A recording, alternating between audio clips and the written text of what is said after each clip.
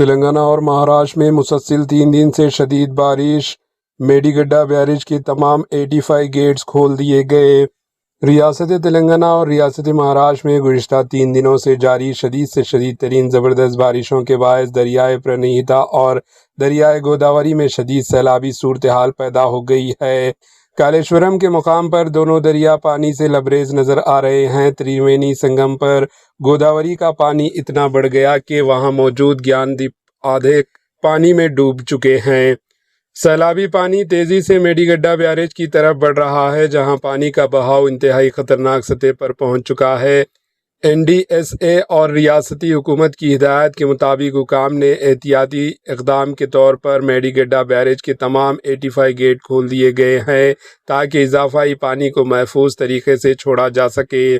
انتظامیہ نے نشیبی علاقوں کے لوگوں کو الرٹ رہنا اور غیر ضروری طور پر دریاؤں کے قریب نہ جانے کی ہدایت دی۔ مزید تازہ ترین خبروں کے لیے ایچ این نیوز چینل کو سبسکرائب کریں۔ کامنٹ کے ذریعے یہ بتائیں کہ آپ کے ایریا میں بارش ہو رہی ہے یا نہیں۔ Bureau report, H N news.